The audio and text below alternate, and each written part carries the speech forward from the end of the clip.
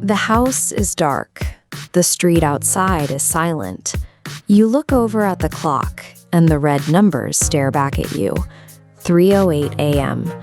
Most people are resting, but inside your head, the noise is at full volume. A single thought about tomorrow's schedule morphs into a dozen unanswered questions. Before you realize what's happening, your chest gets tight, your breathing becomes shallow, and your heart starts beating faster against the mattress. During the afternoon, you can find a distraction, but here, in the silence of the night, those same worries expand until they feel insurmountable. This chart shows how your stress hormones fluctuate over a typical night.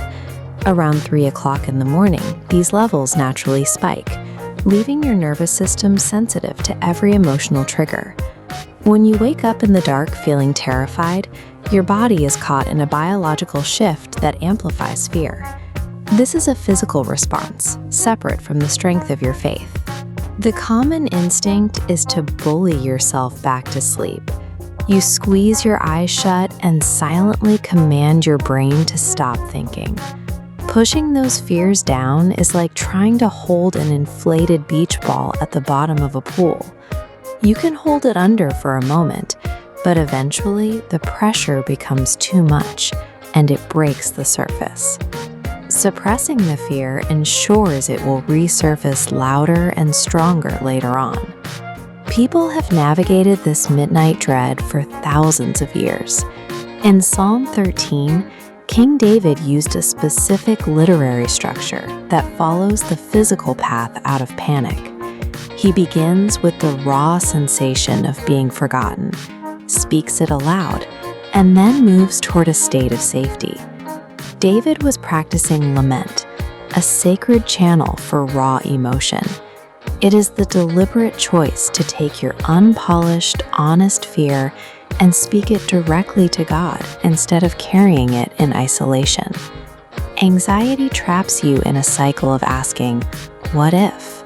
Lament breaks that loop by forcing the mind to ask a different question. Who is God?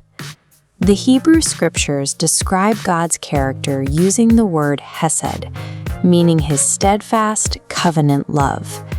When your thoughts are racing, hesed is the immovable foundation you can lean against. Being honest about your terror in the dark is the mechanism designed to transfer the burden of fear off your own shoulders and onto God's faithful love. This jagged waveform represents a nervous system stuck in a state of high alert. Moving out of this state requires the body and spirit to work together, using spoken prayer to physically regulate the heart. You can practice this right in your bed. Take a slow inhale, whispering your honest fear. "How long, Lord?" Then, as you exhale, speak a grounding truth. "I trust in your unfailing love." Your brain has a cognitive limit. It cannot focus on rhythmic spoken scripture and maintain a state of panic at the same time. The steady cadence of the words begins to replace the chaos of the anxiety. By pairing physical breath with scriptural truth, you pull the nervous system out of an isolated spiral and into a state of relationship. You can make this a practical part of your evening.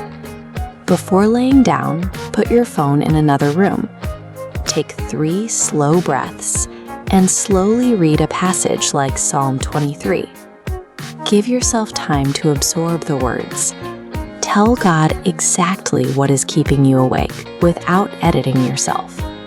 Give him the messiest version of your worries, and then say aloud, "Father, I place this night into your hands." This practice marks your official resignation from trying to control the next 24 hours. Falling asleep is a moment of total surrender. When you close your eyes, you lose the ability to protect yourself or fix your problems. This vulnerability is safe because of the promise in Psalm 121. The God who watches over you will neither slumber nor sleep. While your strength fades, his never wavers. While your thoughts shut down, His eyes remain open. You are allowed to rest. Peace comes from surrendering the weight of tomorrow to the God who is already holding it.